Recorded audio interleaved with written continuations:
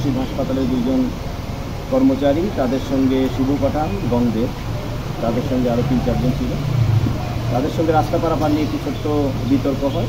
পরবর্তীতে রাত 12:30টার দিকে তারা এম এ রশিদ হাসপাতালে গিয়ে শুভ পাঠানের নেতৃত্বে রাজু, মাসুম সহ আরও কয়েকজন এটি ভাঙচুর করে, সেখানে তাদের অনেক ক্ষতিসাধন করে এবং সেখানে থেকে তারা পরবর্তীতে শাহিন নামক এক ব্যক্তি তার বাসার সামনে গিয়ে উচ্চিত হয়ে তারা গালিগালাজ করে, তাকে ভয়ভীতি দেখায় এবং উল্লেখ্য যে তার কাছে ইতিপূর্বে তারা বিভিন্ন ধরনের চাঁদা দাবি করে আসছিল। সেই ঘটনায় তার সঙ্গে বিভিন্ন বিষয় হয় এবং তার বাড়িতে ভাঙচুর করে।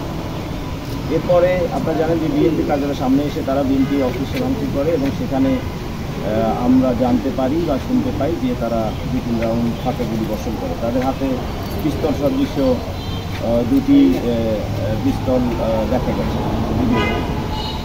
তো এই পরিপ্রেক্ষিতে পরের দিন আপনারা জানেন যে এম এ রশিদ হাসপাতালে শিববির আহমেদ এবং ওই ব্যক্তি শাহিন ওনারা বাদী হয়ে 2টি মামলা দায়ের করেন।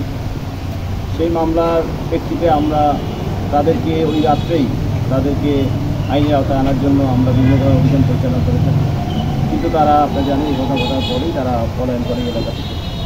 পরবর্তীতে আমাদের জেলা গোয়েন্দা সংস্থা ডিবি 1 সেখানে ওসিডিবির নেতৃত্বে আমরা এটি নিয়ে কাজ করতে থাকি, তদন্ত অব্যাহত থাকে এবং আমরা বিভিন্নভাবে আপনারা জানেন ম্যানুয়ালি এবং টেকনোলজিক্যালি আমরা সাহায্য করতে থাকি।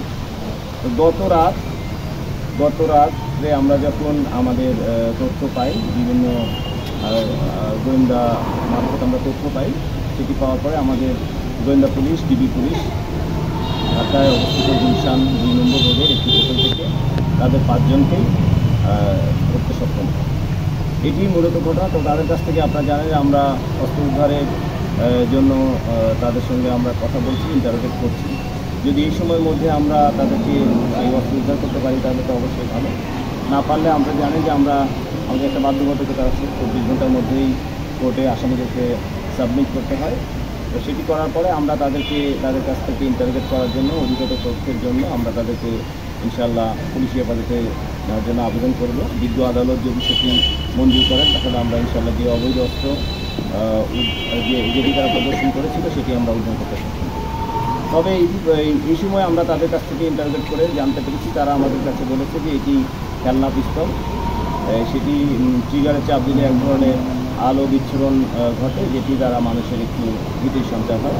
আমরা আসলে এই উত্তরে সন্তুষ্ট না, আমাদের তদন্ত অব্যাহত আছে।